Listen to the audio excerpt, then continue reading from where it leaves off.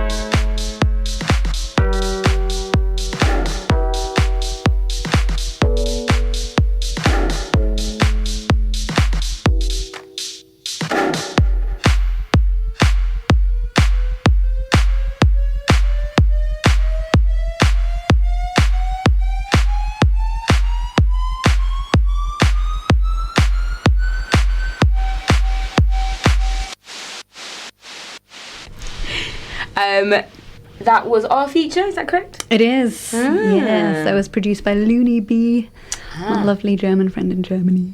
Have you worked with him on quite a lot of tracks, or is that the only one? We have worked on a lot of tracks, but this is the first one we actually got done. Okay. So there's a lot of unfinished As it happens, ones. yes. Does that happen a lot in the studio? You get cracking and then you think, oh no, I'm not going to bother. I don't often meet people in the studio. It often happens online, and you just, send ideas back and forth. Okay. And a lot of the time, producers are like, I'm just bored of this now, I'll do something else. You send them something else, and it's a bit of a nightmare sometimes, but at the end of the day, works out in the end. Tracks coming out, so it's fine. I was just saying to your fair how ambitious it was, because you had to have a procedure at the start of the year. I did. That could have affected your voice either way, really. Yes, it was really, really scary, actually, and it took me a long week of deciding whether or not to do it. So I had a tonsillectomy.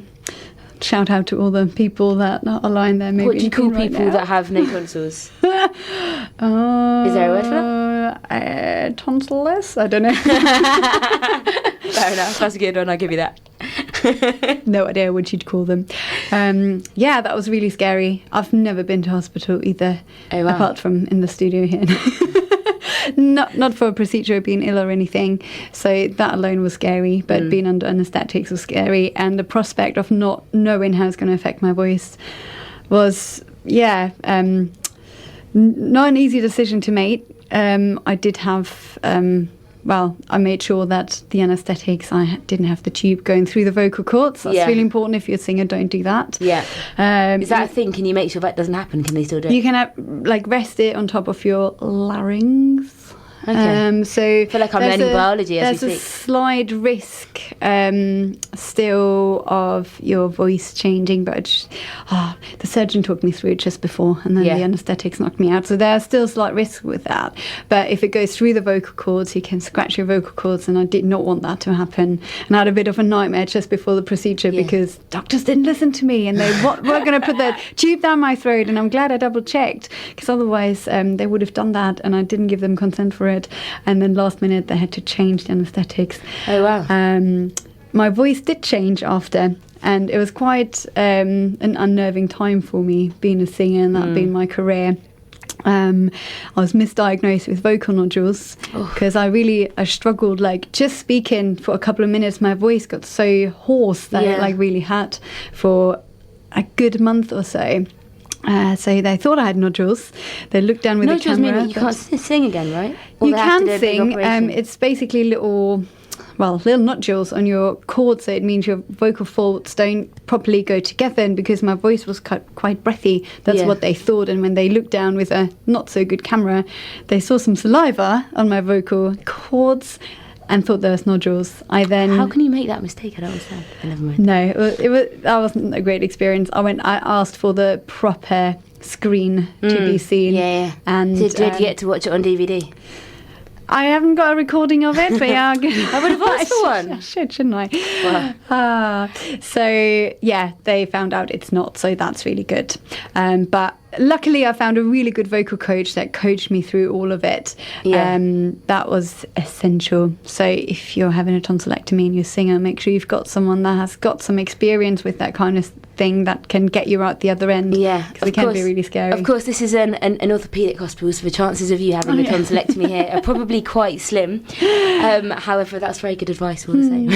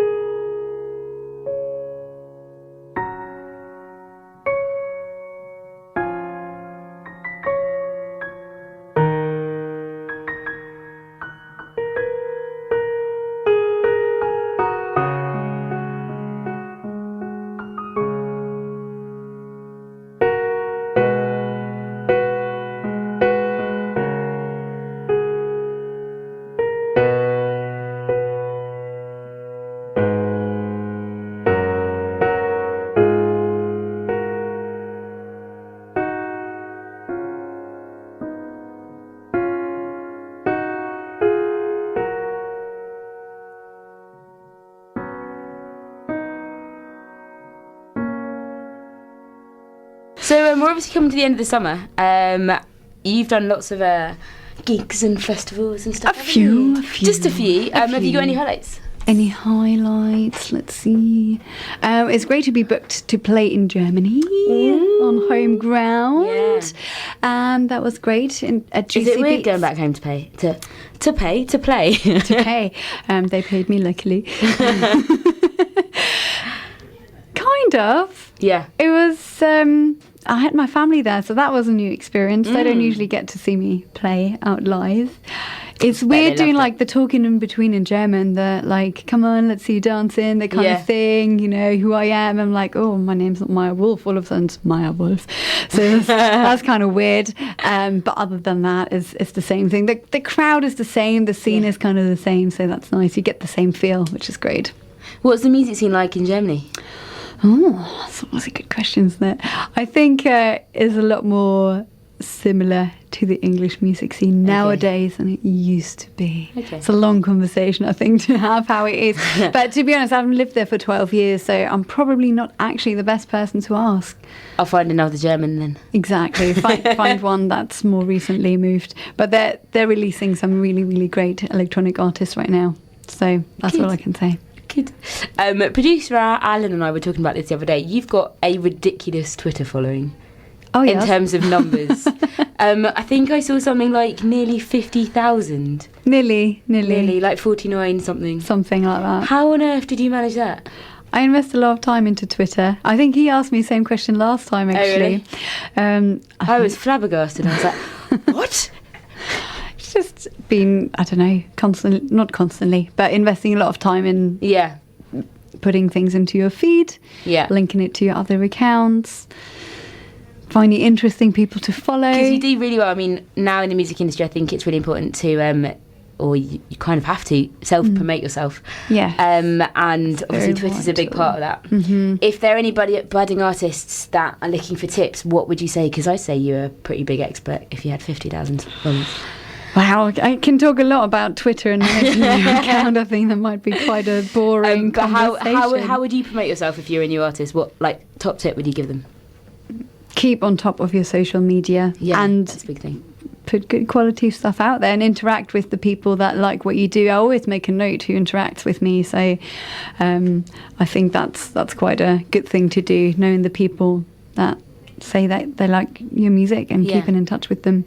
I can't keep in touch with all of them, but I do like a Follow Friday 50,000. shout out or something where I made a note of the people and put them on a list that I know take note of my music, so they get a shout out. That kind of thing. It's just little things, I think, but just being active and just putting fans yourself like out to there. feel loved, I think. Yeah, and it's just great to network with people. Like a lot of producers that I've worked with, I've met through a social network, so it's so easy nowadays just to connect with people, which I love about it. Cool. And what's next for Maya?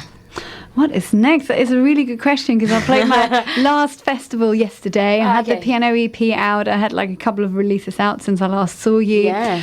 The next thing for me, I'm not sure how this is going to pan out yet, but I think I need to find someone to do like a Maya Wolff EP with. So I've been featuring with lots of producers, so I feel I need to find my own kind of bassy What's sound. your criteria?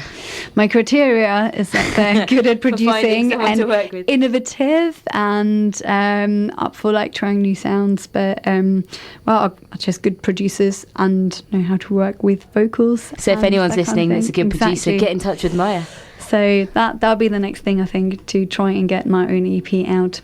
Cool. That's not piano, that's just bass. Maya. I say definitely Maya. It's just me. And for those of you that have heard from you for the first time today, where can they find out more about you? So online. Yep. If you turn up at my house, I might not be so pleased. I might, who knows? I'll give you that. If you bring me ice cream, I might let you in. They're good for the tonsils or no tonsils? Sorry? I said they're good for the throat, ice cream. Yes. No, actually. Yes and no. Ice is good for the tonsillectomy, but they advise you not to have ice cream because the sugar can cause infections. Thank you, doctor. Well, there you go. You remember that. So www.mayawolff.com, MAYAWOLFF. Yes. That's the website. That's got all the links. Twitter @ Miss Maya Wolff. Same for Instagram. Facebook is Maya Wolff Music. And then you've got SoundCloud and YouTube, which is just Maya Wolff. Just put Maya Wolff into Google and it'll come up Everything with the will first come 15 pages or And so. it's Maya last Wolff time. with 2 Fs, not 1, right? 2 Fs and a Y and 2 Yeah. A's. 2 A's, 2 Fs. Perfect. A Y. Thanks so much for coming in, Maya. Oh, thanks so much for having me again. It's a pleasure. Just